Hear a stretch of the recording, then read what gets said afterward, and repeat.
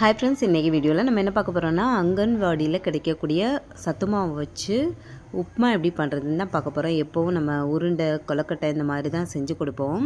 உப்புமா செஞ்சு சாப்பிட்டு பாருங்கள், ரொம்பவே டேஸ்ட்டும் சூப்பராக இருக்கும். இப்போ வாங்க இது எப்படி பண்ணுறதுன்னு பார்த்துடலாம். ரொம்ப ஈஸி தான், ஈஸியாக பண்ணிடலாம்.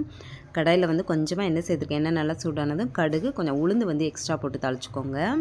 இது கூடவே ஒரு கொத்து கருவேப்பிலையும் போட்டு நல்லா பொரிஞ்சதுக்கப்புறமா காரத்துக்கு வந்து ஒரு காஞ்ச மிளகாய் சேர்த்துருக்கேன்.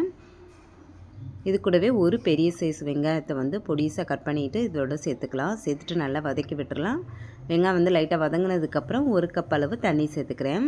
இந்த கப்லேயே வந்து ஒரு கப் மாவு தான் எடுக்க போகிறேன். ஒரு கப் மாவுக்கு ஒரு கப் தண்ணி சேர்த்தோம் அப்படின்னா கரெக்டாக இருக்கும். கொஞ்சமாக உப்பு சேர்த்துக்கிறேன்.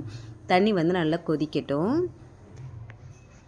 இந்த மாவு தான் வந்து எடுத்திருக்கேன். ஒரு கப் மாவை வந்து அப்படியே சேர்த்துக்கலாம். சேர்த்துட்டு ஒரு கரண்டி வச்சுட்டு நல்லா மிக்ஸ் பண்ணி விட்டுருங்க. அடுப்பு வந்து சிம்மிலே இருக்கட்டும். இது வந்து நீங்கள் நான்ஸ்டிக்கில் பண்ணிங்க அப்படின்னா லைட்டாக கூட ஒட்டாமல் சூப்பராக வந்து வரும். லைட்டாக உதிரியாக வரும். அந்த அளவுக்கு நல்லா மிக்ஸ் பண்ணி எடுக்கணும். அப்போ தான் வந்து மாவும் நல்லா வெந்து வரும். அடுப்பு வந்து சிம்மிலேயே இருக்கட்டும். இந்த உருண்டை கொலக்கட்டை இதெல்லாம் செஞ்சு சாப்பிட்டோம்னா இனிப்பாக இருக்கும்.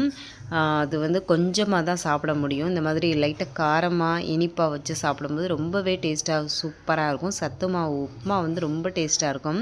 இதுவரை ட்ரை பண்ணல அப்படின்னா கண்டிப்பாக ட்ரை பண்ணி பாருங்கள். கடைசியாக வந்து தேங்காய் துருவல் வந்து சேர்த்துக்கலாம். இது வந்து நம்மளோட விருப்பம் தான், எவ்வளோ வேணுமோ அவ்வளோ சேர்த்துக்கலாம். நான் வந்து கொஞ்சம் அதிகமாக தான் வந்து சேர்த்துருக்கேன். டேஸ்ட் நல்லாயிருக்கும்.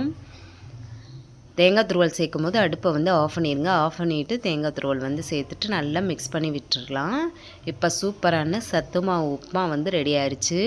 குழந்தைங்க வந்து ஸ்கூல்லேருந்து வர்ற டைமில் கூட டக்குன்னு ரெடி பண்ணி கொடுத்துட்டோம் அப்படின்னா சூப்பராக வந்து சாப்பிட்ருவாங்க. இதில் காஞ்ச மிளகாவுக்கு பதிலாக பச்சை மிளகாய் கூட சேர்த்துக்கலாம்.